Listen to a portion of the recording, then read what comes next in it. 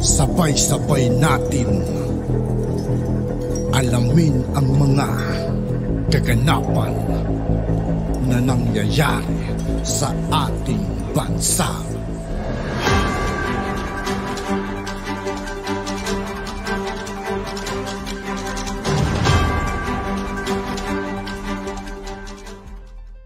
Yo, what's up mga kaibigan? This is I2K po again. Ngayon nandito naman ulit tayo sa channel ni Banat Kapanik TV. Dito naman ulit tayo magbibigyan ng komento at reaksyon. Kaya samahan niyo ako guys. Let's go!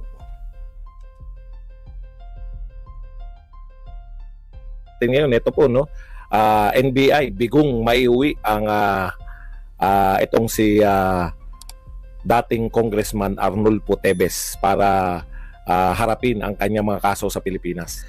Alam niyo po, may kaso po si Teves, no? Siya po ay na-issuean ng warrant of arrest. Okay, tapos tayo, para kwento lang, no? Tapos lumabas siya sa Pilipinas, nakalabas siya, naroon siya sa Timor-Leste. Hinahanap po siya, pinaghahanap po siya ng otoridad. Tapos yung basta may tawag doon eh. Nakalimutan ko lang, basta red notice, no? Red notice ng pamahalaan ng Pilipinas dahil tayo po ay miyembro ng Interpol, ay lahat po ng mga kasapi ng Interpol ay inabisuhan na may wanted po si Congressman Teves dito po sa Pilipinas, no? Supposedly tayo yung nag-request, di ba? Tayo yung nag-request. Kung titignan natin, pagdating po dito sa susunduin na natin through NBI, bakit hindi po natin naiuwi? Ito po mga katwiran, parang alam nyo, minsan parang pakiramdam ko wala nang sumiseryoso sa Pilipinas eh, no? yung mga request natin parang wala lang. Ito yung sinabi ng NBI, no? The NBI has returned back to Philippines but failed to bring home expelled Negros Oriental Congressman Arnulfo Teves. Bakit daw po hindi nila nakuha? Yan. Legal process po ito, sabi ng mga taga-NBI. At tayo naman bilang requesting party sa pamamagitan ng Interpol ay mag-aantay kung anong termination point of process nila doon sa kanilang bansa. Okay, kasi yung katwiran po doon sa Timor-Leste, authorities are still evaluating the request of International Criminal Police Organization o Interpol. Ayun pala yung Interpol, International Criminal Police Organization, and the country's request for the custody of the former congressman. Pinag-aaralan pa ng sa madaling salita, pinag-aaralan pa ng Timor-Leste kung yung dalawang request sa kanila, request ng Pilipinas at request ng Interpol. Tayo lang nag-request sa Interpol, di ba? Parang teka muna kayong Pilipinas, meron request yung Interpol diyan eh. Di ba tayo nga yung nag-request? Kaya hindi ko alam kung may sumuseryoso pa ba sa Pilipinas sa mga request ng Pilipinas.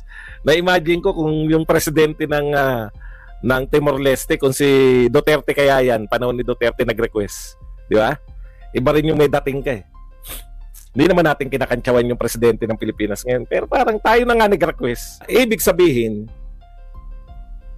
kung tutuusin, tayo nga yung nag-request sa Interpol, di ba? Parang pwede nang i-shortcut sana yan. Anyways, pagbibigyan natin dahil sila naman ang humuli at nasa bansa na nila. Ang problema dyan, hindi pa po yan pwedeng masabing tagumpay kung mapagbibigyan naman si Teves. Kasi nag-a-apply si Teves ng ano tawag doon? Yung political asylum. Alam niyo yung mga political asylum? Parang yung ina-applyan niya ni para magka-idea lang kayo. Yan yung pag pinagbigyan ka ng isang bansa, nag-apply ka ng political asylum, na pagbigyan ka ng isang bansa, yung bansa na yun ang aampon sa iyo at poprotektahan ka niya laban sa atin. Parang yung si Season. Yan, Joma Season. Kahit maraming kaso si Joma dito, nag-apply siya ng political asylum sa Netherlands at tinanggap siya ng Netherlands. Yun po yun, no? Kaya delikado pa yung mga kaso kasi mawawala po yan eh. Kumbaga, hindi na po pag-uusapan yung kaso niyan kasi tinanggap siya as political asylum seeker, no? Ibig sabihin niyan, pinatutugis siya. Pinatutugis siya ng pamahalaan ng bansang pinanggalingan niya dahil sa kanyang political na paniniwala. Okay, tanyo parang hero pa si Teves, no? Okay. So subaybayan po natin dyan. Dyan po makikita kung gaano kahusay yung ating mga abogado. Kasi kung pinagbigyan yung political asylum, matutulad na yan kay Joe Masison. Hindi kakasuhan yan doon. Parang guess siya ron. Hanggat hindi siya umalis, sagot siya ng Timor-Leste. Okay? Pero hindi natin alam kung ano pong mangyari. So subaybayan lang natin. Kaya lang, parang napakasakit naman no, yung tayo nag-request para hulihin si Tebes, di ba? Yung Pilipinas yung nag-request para hulihin si Tebes, tapos nung nahuli, hindi natin makuha. Parang there's something. Tignan niyo po, simple lang naman, no? Simple lang naman yung ating West Philippine Sea. Matagal na po to. Pagkaupo pa lang yata ni PBBM, binombit na tayo ng tubig, di ba? Magdadalawang taon na, binobombit pa rin tayo ng tubig, hinaharang pa rin yung barko natin. Tapos parang proud na proud. Alam niyo kung ako ang vlogger ni PBBM o pro-admin vlogger ako, hindi ba nakakahiya na yun na nagsimula ka pa lang, kasi simula mo pa lang, yan pa lang yung mabigat na problema na dumating sa'yo, kung tutuusin eh. Yung iba, kayo na may kagagawan, yung grupo na ng administrasyon. Yung mga problema sa Duterte, problema yan na nilikha ni Martin Romualdez. Yung pag-aalboruto ni Tatay Digong, nanahimik na nga yan eh. Si Tatay Digong, konting payo, konting po na lang, pero never po yan na nanawagan ng mga rally-rally. No? Pero buhat nung tinira nyo si Inday, actually, kagagawan nyo. Kagagawan nyo kung bakit may problema kayo sa mga Duterte. Di ba? Okay. Ito po, kasi simula pa lang. Kulang kayo. Gusto nyo ba 1 minute lang ang topic natin?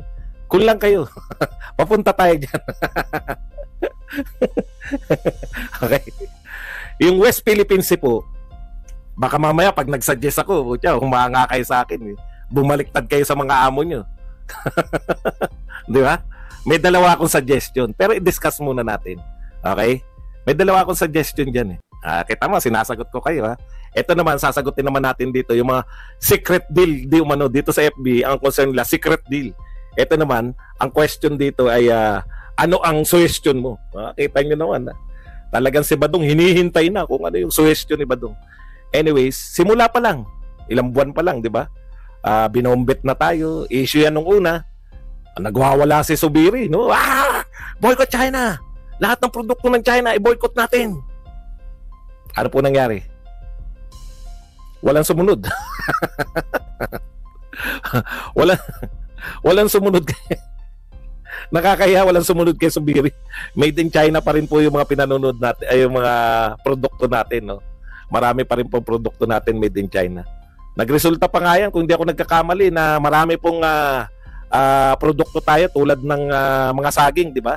Sa buwisit ng China sa atin, hindi na sila bumibili. Nabawasan yung export natin. Anyways, tagal ng problema, magdadalawang taon na. Wala naman tayong naririnig na konkreto, no? Problema po ng Pilipinas yan eh. Sa totoo po, yan po ay problema ng Pilipinas. Di ba? Wala naman tayong naririnig kundi angal lang ng angal. Padala lang tayo ng padala na note verbal, padala lang tayo ng padala ng mga kinukundi namin, patawag lang tayo ng patawag ng Chinese ambassador, etc. No? Wala talaga. Tapos hanap tayo ng kakampi. Wala tayong isipin nyo ang hinahanap nating kakampi, mga malalayo. Australia, Japan, USA, Germany, Czech Republic, palayo ng palayo. UK, mga bansa sa Europe. Na pag nagkagulo, o sige Pilipinas, parating na kami. Sa 1 linggo, nariyan na kami. Alam niyo yung ibig sabihin, no? Wala talaga sila dito, hindi talaga sila player.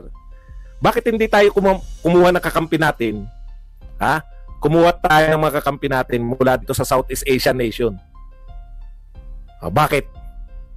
Bakit hindi tayo mag-imbita na ayain natin itong mga taga Southeast Asian nation na maging kakampi natin laban sa China? Uy, live si Mang Kanor, manyakan na. Gusto mo yun, Joey? Gusto mo ba yan, Joey? Sige, may mo muna daliri mo. Magsisimula na naman sila magsaysay. Okay. Wala nang talab yan. Pakita po kayo ng video ko na ako ay si Mang Kanor. Idol namin yan eh. Pucha, kung meron ako niyan, ipagmamalaki ko pa sa'yo. Bebentahan pa kita, ano? Anong pangalan nito? Si Joey. Bebentahan pa kita ng video. Punta na tayo rito. Bakit hindi tayo maghanap ng... Kasi yun yung pinapakitang solusyon eh. Hanap ng kakampi. Bakit kaya hindi tayo maghanap ng kakampi sa Southeast Asia mismo? Doon mismo sa may lugar na kung saan apektado. Wala tayong makukuha ng kakampi. Walang kumakampi sa parang sinasabi sa atin, eto ang tatapang ng mga malalayo. Susuportahan ka namin Pilipinas. Kinukundina namin yung ginagawa sa ng China. Pero yung mga totoong kapitbahay natin.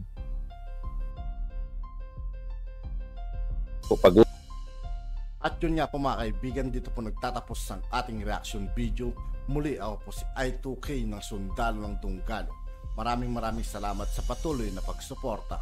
Yeah, peace out.